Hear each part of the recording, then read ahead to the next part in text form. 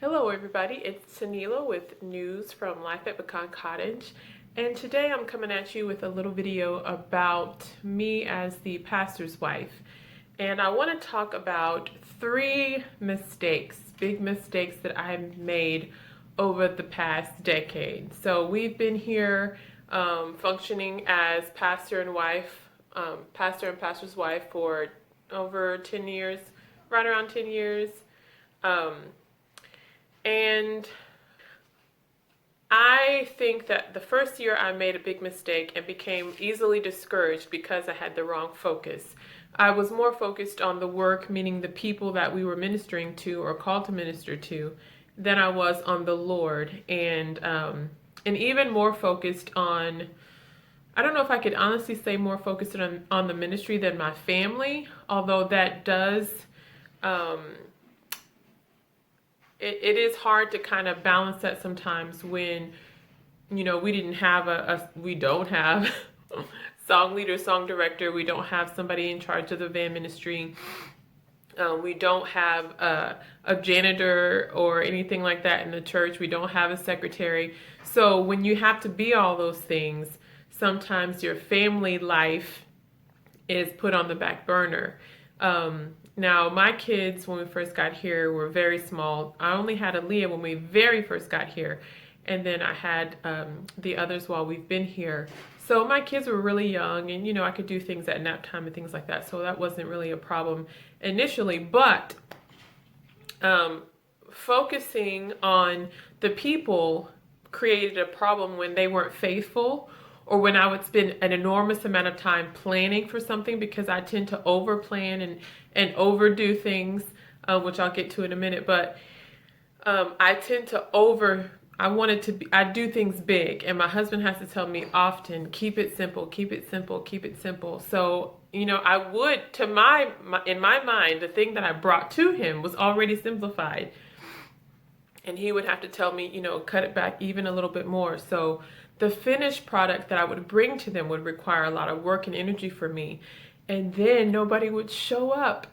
And it was very disheartening. And I'm not talking about one or two times. I'm talking about for 1 or 2 years, I would plan things and people wouldn't show, or maybe one person would show. And so you'd have to, I wish I had tailored it, which I kind of did, but I wish I had even just made it an opportunity to just listen to them or just talk to them and hear what they have to say, and spent that time just in a one-on-one type mentorship opportunity. Sometimes I did, but not often. I had something that I wanted to give to them, and so I did. But as getting back to task, staying, staying focused on the work instead of the Lord will cause discouragement.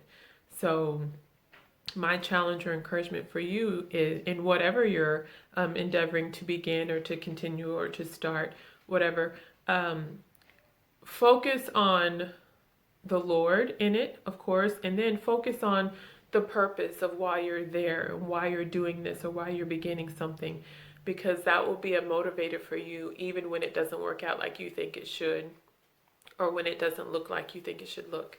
My little people are with me. They are usually outside when I'm vlogging. So what do you want to say?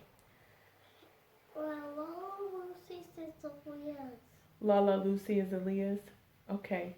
How can I help you with that? I want to play with it. You have your own toys, so play with your toys. You'll be okay. Okay. Number 2, being overeager. And this kind of is going to mesh with number 1, in that before we even got here, I was planning all kind of stuff, ladies meetings and things we would do and all kinds of plans. And I've already mentioned that I kind of go extreme. Number 1, we didn't have a budget, but I would plan for these huge things. And I was overeager to help and to encourage and mentor and help people to be molded to what I thought was the great Christian family and all these wonderful things. But sometimes when you come to somebody and you give them everything all at once, they just want to back away from you. So being overeager can create a problem. I would encourage you instead to especially in the first year. Listen and observe and not do. And when I say not do, I'm not talking about your normal, God gives us all gifts to contribute to the church. So I'm not saying not to do those things, but don't change anything. Don't make any new plans for any ladies' meetings or whatever thing. You might even pull some things back just so you can learn your community, your people, your church. Um, so don't be over eager to help people. Let them show you who they are really before you try to help them to become a better version of that, as God leads you to do that. So that number 2 was being overeager. Make your priorities your walk with the Lord, your family, then the church. And year number 1, do that. And year number 2, make sure that you're working on improving your walk with the Lord, your family, and then your church. As a member of the church, the Bible does not give clear-cut requirements or anything for the pastor's wives. He does for the pastor, he does for the deacons, he does for the deacon's wife, I think deacon's wives in Titus 2 or Timothy 2. Probably shouldn't even say anything because right now I'm drawing a blank. But he gives direct instructions and guidelines for choosing those people, not the pastor's wife. So you don't have to feel obligated to be the church pianist and to be the choir director and to be the whatever. Now, if that's your gift to the body of Christ and you're doing it as unto the Lord, wonderful.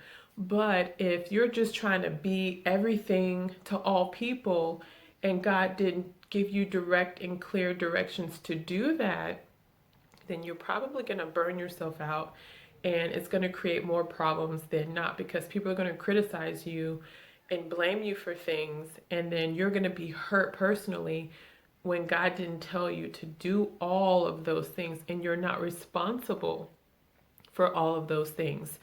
And that brings me to point number 3, is not having personal boundaries and limits. When we first got here, I was on call. Anybody could call me. I say anybody, not men, but the ladies could call me for whatever reason. If they had an event in their life, I felt like I needed to support them and be there for them and all kinds of things. But now I'm learning that most of the folks, or let me say some of the people that I spent so much time and energy on, emotional energy as well as physical energy and resources, they may not even live in our city or state anymore. And I think back on all that time, I could have been focusing on myself, my goals and things, my family, developing different skills that I wanted to do, writing or whatever. But instead I gave that to somebody else who didn't know how to handle it or didn't really want to. They were just takers. My pastor said, my childhood pastor used to say, there are only 2 kinds of people in the world, givers and takers. And I was giving too much to the takers. So let me try to wind this down so that I won't go over 10 minutes, hopefully. But so number 3 is not having personal boundaries and limits. So now, especially last year, I know, year number 9, it took me a long time to set up some personal boundaries. So then,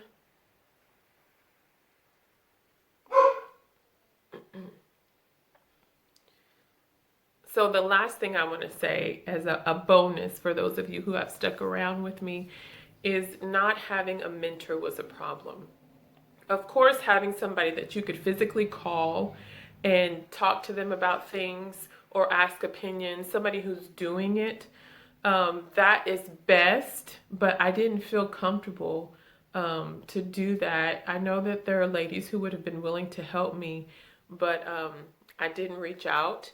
If you like me would have been uncomfortable doing that, there are books that you can read. There are now vlogs and blogs and things like that you can use as resources to help you to be the best pastor's wife that you can be, without sacrificing yourself and becoming in time that bitter pastor's wife who nobody wants to be around.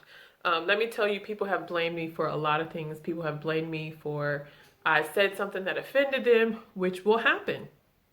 I know I can be offensive because I don't always tell I love people. Um, I can be, I've been told I can be intimidating, but I can be very blunt. Where I came from, you just say it like it is. But sometimes you don't need to say it. Sometimes you just need to listen and pray. And sometimes you need to say it with grace. And I didn't always take opportunity to do that. So I'm not blaming anybody. But what I'm saying is maybe if I hadn't been so over eager to help somebody, I really would have helped them and they would have stayed here. But if they did leave, that's on them. It's not on me. Because I think that if a person's in the Word and they're praying, God will apply grace to relationships, and then those offenses will be overlooked. And maybe they'll be able to see the heart of the matter or your heart in the matter. So let's do a quick recap, and then I'll wish you a wonderful day and we'll move on.